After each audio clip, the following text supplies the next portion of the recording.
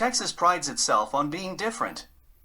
Yet it is in the grip of a winter storm that typifies the snowmageddon-sized problems facing energy in America. Although nobody can be sure if this particular freeze is a sign of climate change, the growing frequency of extreme weather across the country is. Texan infrastructure has buckled. The problem is not, as some argue, that Texas has too many renewables. Gas-fired plants and a nuclear reactor were hit, as well as wind turbines. Worse, Texas had too little capacity, and its poorly connected grid was unable to import power from elsewhere, see article. Texas shows that America needs both a cleaner grid and a more reliable one. Plans to overhaul American energy will come before Congress in the next few months. President Joe Biden has said that he wants fossil fuel emissions from power generation to end by 2035, and the economy to be carbon neutral by 2050. America is not just the world's second largest emitter, but also a source of climate-related policy, technology, and, potentially, leadership. What is about to unfold in Washington will set the course in America for the next decade and quite possibly beyond. Time is pressing. Neither Mr. Biden nor his successors may get a second chance to recast policy on such a scale. Global emissions from fossil fuels and cement production in 2019 were 16% higher than in 2009.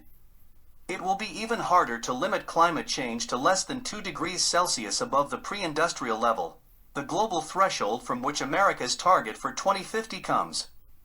To be carbon neutral, the world must curb emissions by 7.6% a year for a decade, a steeper decline than in 2020, when COVID-19 cut demand for oil and coal. For America, delaying action to 2030 would nearly double the cost of reaching net zero or, more likely, mean it overshoots its targets. Yet there are grounds for hope. Although the Republican Party is against almost all action, voters are increasingly alarmed by climate change. 2/3 of them think the federal government is doing too little about it, and that share includes plenty of younger Republicans. Although the fossil fuel lobby remains powerful, many Republican business donors want more action, partly because asset managers are urging firms to align their strategies with the net zero world Mr. Biden envisions.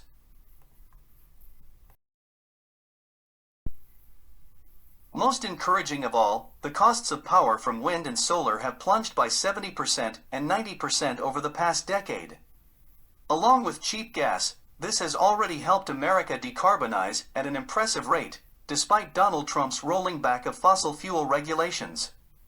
Price has not been the only factor. More than half of the states have some sort of clean energy mandate, a device that Mr. Biden wants to introduce on a national scale. This involves a regulatory framework that favors renewable energy developments and grid connections to hook them up. It will take a lot of extra investment, about $2.5 trillion in the coming decade, say researchers at Princeton, see briefing. In a new book, Bill Gates, a billionaire philanthropist, argues that research is needed into a host of areas such as energy storage, advanced nuclear reactors to complement renewables, and technologies for clean concrete making and other activities that are hard to decarbonize, see article. Without these, even if a clean grid is powering electric cars and light trucks, it will displace only around half of emissions. America is good at innovation, but new ideas need to be deployed at scale, not languish in the lab. One tool is a carbon price which, if it were high enough and if investors believed it would last, would signal what improvements were needed where.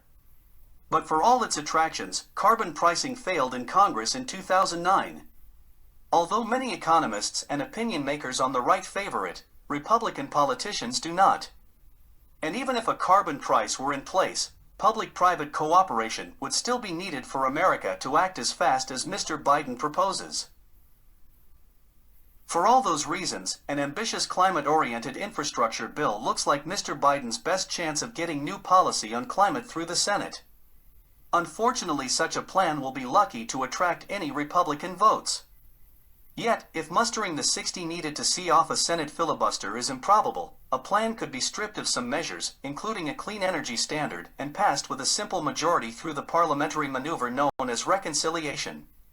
The bill must still be of a scale and ambition that matches America's challenge. Failure to act would bring big risks. For a start, it would make America less competitive in the new clean energy economy. China is the dominant producer of solar panels and batteries. It has also invested in foreign mines to secure minerals needed for them. Europe has its own Green Deal to boost its clean energy industries. It plans to tax imports from countries that do not pledge to lower their emissions. America would also be deprived of global influence over climate. It has direct control over only about 10% of the world's greenhouse gas effluvia. If it wants the benefit of a stabler climate and with it a stabler world economy, stabler geopolitics, and much avoided suffering, it needs to influence the other 90% too. Mr. Biden has appointed John Kerry, a former Secretary of State, to spearhead that effort, see Lexington. America is to rejoin the Paris Agreement on February 19th, making it a full participant in the UN conference to be held in Glasgow, in Scotland, in November, when countries will be able to lodge new and more ambitious pledges to cut emissions. If America tables goals and gives evidence that it will back them with domestic policy, it will gain influence. China's two big development banks have doled out $51 billion for foreign coal plants since 2008. America should be part of a push against such subsidies. Enough drifting. Unfortunately, America brings little credibility to action on climate. Mr. Trump took pleasure in subverting it, but his country's poor record precedes him. George W. Bush declined to implement the Kyoto Protocol. Congress has not considered serious climate legislation since 2009. Today must be different. There will never be a better chance for Mr. Biden to show real ambition. If the blackouts in Texas are any guide, it would not just be the world that would thank him, but Americans too.